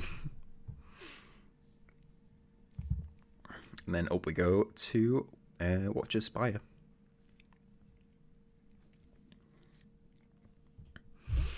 So yeah, this little skip, it's not that difficult. You'll get it in a few attempts, if not the first attempt. But it's basically once you're at the peak of your jump, you want to down pogo, so you're on the edge of your hitbox, and then it'll just pop you up, dash left, and then wall jump. It's if you've got acid skip at this point, then this will be super simple for you. And worst case scenario, if because you got 2 attempts at this, you've got you can do it from this one and you can do it from this one. If you break both of these and make a bee of it, just go into this elevator on the left, go down and exit to the left room, and then come back in. Once you exit and re-enter the room, these fix themselves somehow. Mend the bug. But yeah, let me go up. Yeah, he's Chase. Point to know, a quick note. This guy with the pointed head, he's the one who does a flurry of swipes close to him. This one with the flattened or the curved one, this one runs towards you and runs away. So that's just handy to know. So I get rid of these flying mobs. The first one I aggro by wall jumping up here, so that aggroes this guy, and then I go up here to aggro the second one. I do this purposely, so I only have to deal with one at a time. If you try and get both of them, it can be a bit iffy, so I do that to just deal with them one at a time. So there's a big red mob in that room that I've just fired Shade Souls into that we need to kill to open up to get to Watcher Knights. And to do that, it takes 5 Shade Souls with Shaman Stone to kill. So we need 5 souls worth. And with full soul, we can get 4, so you'll always need to come up here and you can down pogo this blue guy to get some soul, but you may also need to get some hits on these guys as well. They can be trolls, like there's been a bit here, when they're a bit close and a bit iffy, especially because we're right at the end of the game. I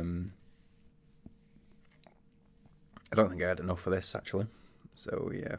So that's 4, and we didn't have enough anyway, so we'll just try to rush it. But yeah, needs 5 hits through that gate.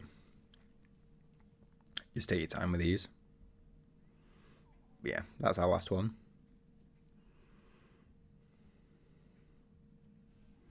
But yeah, it can be a little awkward this actually. I'll just mention that because When you fire off the soul, you'll get knockback. So I'd recommend like holding left to Shade Soul, and then like, oh, what do I actually do? Yeah, I jump and do a Shade Soul, because after you've done the jump, you can hold left and you'll stay on this little platform. If you stay on the ground, you can get like pushed back because of the knockback, and it's just really awkward. So it's just more a convenience thing that just jump straight up and Shade Soul. More, like I say, more convenience than actual kind of tip. This guy's awkward, just kill through up strikes. Same with this guy. This guy I definitely kill with up strikes to get rid, because he can do a few things. The first one, if it's far on the left, you don't really have to worry about it too much. This guy I just kill with up strikes. Same that we've done for all the rest of the game, like through all City of Tears. Don't have to worry with any of the Lance guys now. I'll say one more actually later on, but we'll come to that. So yeah, on to Watch Nights. First, we're going to make it things easy, so we're going to go up here, break that with a Shade Soul, speed things up, because we can Dreamnail the Watch Nights before the fight begins, so you don't have to worry about Soul. Like that. If you've got Empty Soul, so once the gate closes, you can't do that on these guys anymore. You can't Dreamnail the the stationary ones.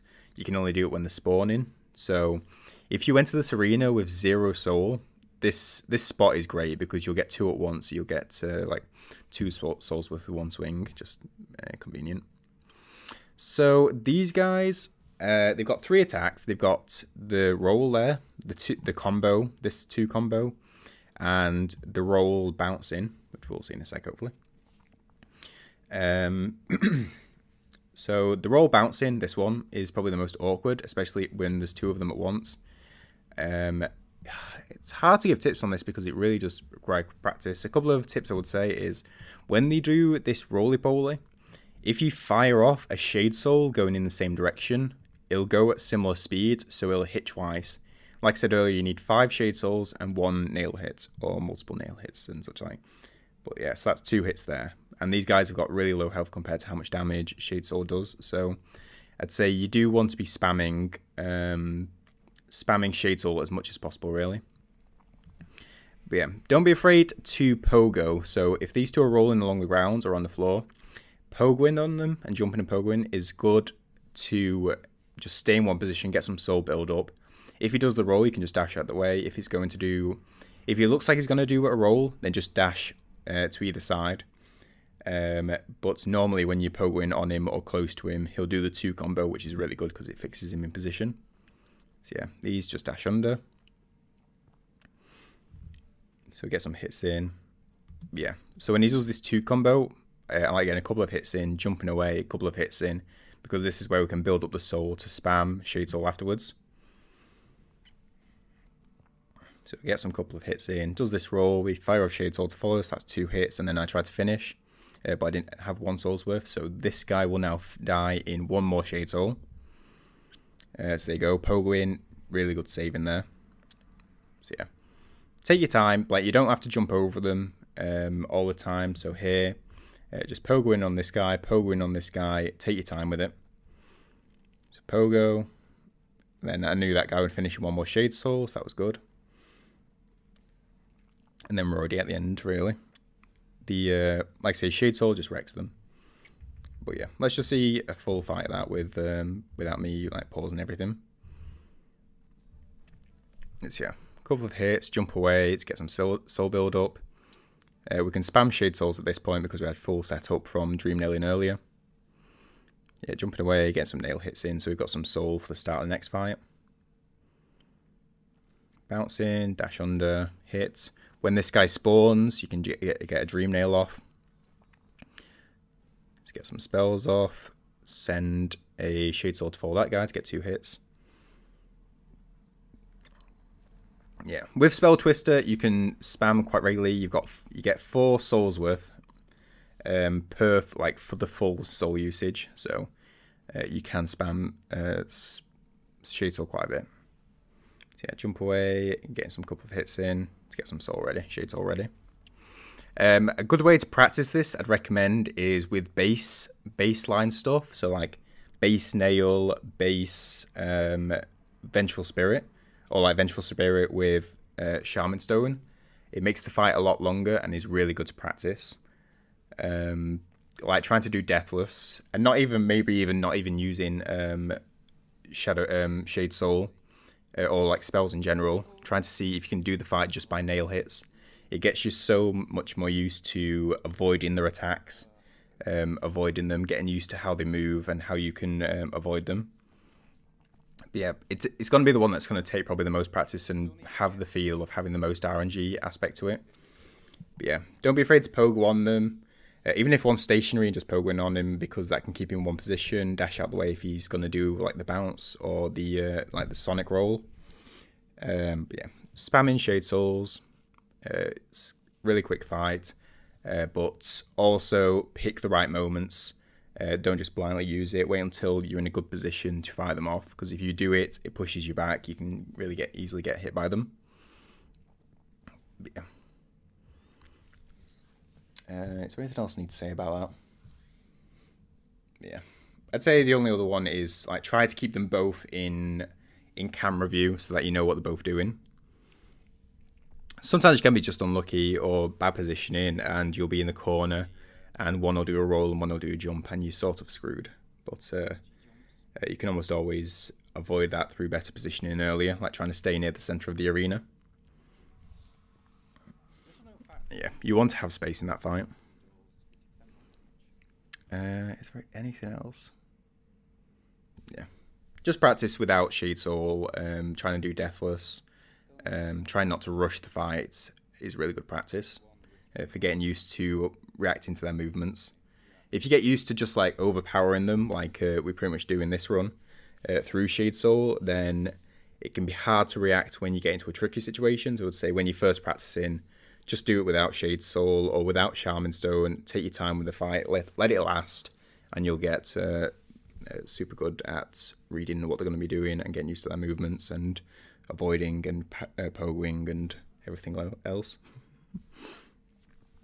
But anyway, any more queries on that, and let me know.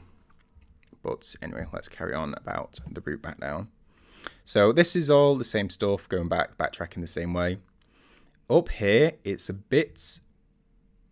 feels a bit dodgy, I'd imagine, but the line you want to be going down is about here. Imagine like to the right of this and to the left of this, straight down, because that lands on this platform. Then we're going to be going off. Keeping an eye on the camera, you'll be able to see down when you're on this platform. So we drop down here, and then we can see that a guy's here, so we know to dash over to the left. And there'll normally be another one over here. You need to be speedy because there's a lance guy here and the flying guy here. So you do need to be quick. You need to drop on this and drop down immediately, keeping note of where he is if you need to dash out of the way. Because this guy, as we saw, he's the close combat guy. So if you dash out of the way, he can't reach you. And then this one's the chasing one. So we're going to jump and dash over. But be aware, if this one runs away from us, you may need to down pogo to avoid. If he chases at you, then we can just dash over and we'll be fine. So it dashed at us, so we could just dash over. If it dashed away from us, then we'd want to be ready to down pogo if needed. But yeah, that's the last risk in terms of mobs in the game. It's all Hollow Knight now. We don't have to deal with any more mobs now, because we get onto this wall and we're going to do a crystal dash. Crystal dash from here, from doing this wall jump. If you crystal dash from on top of here, you'll hit a platform as you're crystal dashing, so you want to be doing it from here. So yeah, that platform that we've just gone under, we would have hit that if we started at the top. But now we're just going to go to the King Station Stag Station, go into Dirtmouth, and that's it pretty much. Well, I mean, apart from the whole night. So yeah, get that, get the Stag Station, and to Dirtmouth we go. But yeah, let's just go through this. So go to Dirtmouth, exit. You don't need to talk to Elderbow guy. I just did it for the memes, really, like chat was asking, and oh, it's funny though. But anyway, so yeah, wall dash, crystal dash from up here. And then to Hollow Knight we go. Crystal dash from up there because it just gets us straight there. We go above all the mobs that could interact with us. And then it's just the one and only. So Hollow Knight is alright, kind of thing. He's got few attacks, and there is something to do with each attack. Probably his riskiest thing is an empty jump that he can do, which by that I mean he can just jump and not do anything, just do a randomly distant jump that is hard to react to. Like you want to dash away or you can dash under, but that's probably his riskiest move. But we'll go through everything as we go, as we start now. Yeah, this one will take practice as well, quite a bit of practice, but this one you can control a lot more than the Watcher Knight fights. So yeah. So, this dash attack, jump pogo over, or if what's better, if you have soul, the better way is to just jump over this, turn in the direction he's gone, and use a Shade Soul, which we'll do later. I just down pogoed there in order to get some soul up. The parry, just leave him to it. Don't interact with that. That's the empty jump I'm talking about. So when he does that in the first phase, this is the first phase. So when he does that, he's gonna just land. So just keep an eye on where he's going and dash out the way or walk out the way. Later on, it's a bit more iffy because he has a dive attack. So we'll go into that in a little bit. But yeah, pogo to get some soul. Okay, this three combo, I should say. You can tell it is because he puts this sword behind him. So that's the tell. Keep an eye on when he pulls this back because that's when to be ready for this 3 combo. We're going to be jumping straight up, maybe slightly to the left, but pretty much straight up to avoid the first attack. So that's the first. We've jumped straight over. We haven't like moved out the way. We haven't dashed. We haven't pogoed. We're just jumping straight up over that first attack, and then we're going to pogo the second attack to parry him. So that's second, and we do that each time. So jump straight up. So up, pogo, and over. You can get a second hit then afterwards. Up, pogo, second hit. This one, I now use Shade Soul because we've got it built up now. Yeah, does so much damage. Watch out for that empty jump, straight up, pogo. I moved slightly to the right because the distance, you will have to adjust that, so when we were that close, we could just jump straight up. But he was a bit far away, so we had to jump slightly towards him there. But you'll get that position in as you practice it. So yeah.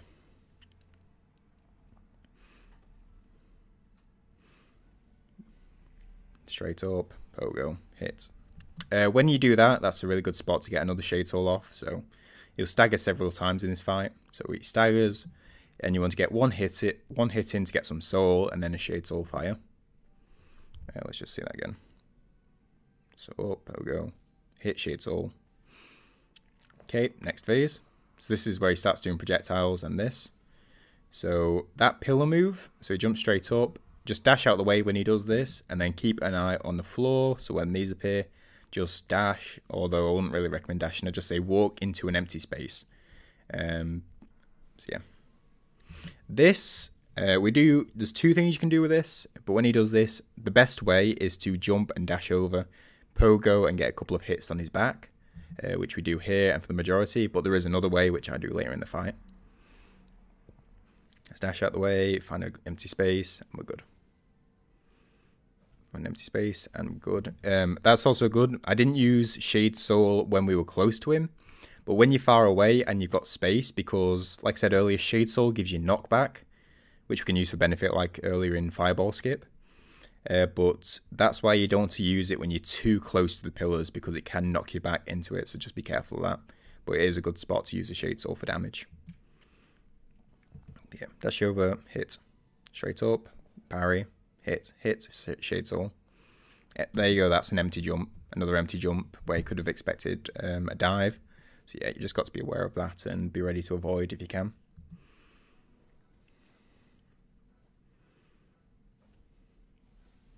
Yep, same stuff. Got double hit then, which is good. So here we go. Here's the second variation when we've not got the space. So he's jumped back, and there's plenty of space. There's no way we can get to him in time to pogo on. And when he's in this top, this roof is an actual thing. Kind of, it affects the fight, because you can't down pogo up here because you'll hit the ceiling and it can push you down. Also, if he does a jump up here, it also pushes him down. So you want to be away from the ceiling bit as much as possible. Try to stay like relative in the center of the arena as much as possible. But anyway, this spitting projectile, when you've got distance and there's no way you're going to be able to get to him in time, you want to move away from him and then dash, because these projectiles are really close when you're close to him, but they'll spread out more as they get further away. So you'll be able to move away and then dash back towards him during with a lot more room. So just like that. And then we're into the final bit, or like the third phase kind of thing. So when he's doing this self-stabbing move, get nail hits to get a full soul bar, but don't use spells, because when he's in this animation, just this bit, this phase transition, any hits you do on him only do 1 damage, whether that be Shade Soul, Desolate Dive, nail hits. So don't waste your spells whilst he's doing this, because you'll just do 1 damage. So yeah, hits. So I just use those self-stabbing moments to get soul up. This bit is just not even practice. It's just basically stay on the ground, keep your eye on up here, and moving left and right to avoid it. I make it sound very simple, but it's honestly something you just have to get used to.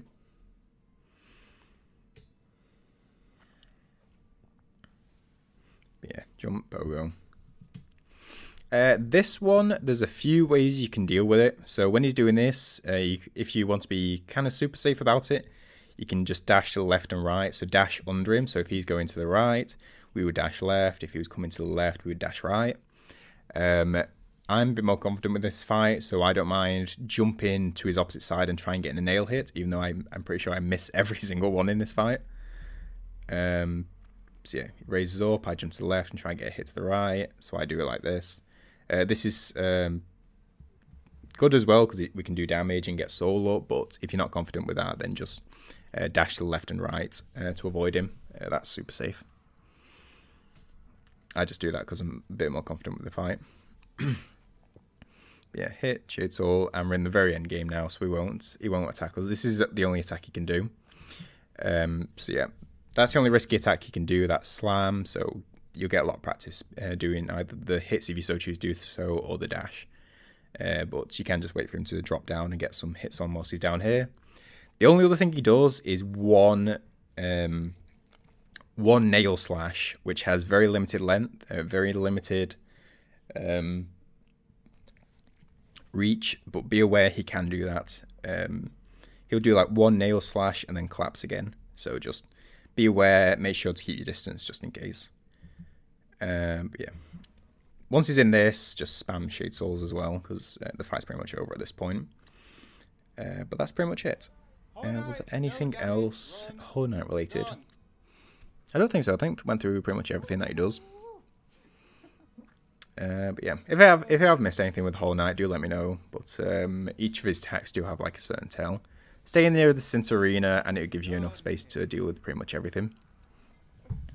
But yeah, that is how to do Hollow Knight, no damage, any percent. If there's any queries on anything during the run, anything that I've rushed over or not explained, or anything you just want a bit more clarification on, then do let me know in the comments. I'm also live on Twitch on Mondays, Wednesdays, and Fridays, and hopefully that was useful. But yeah, hope you enjoyed, and I shall catch you later.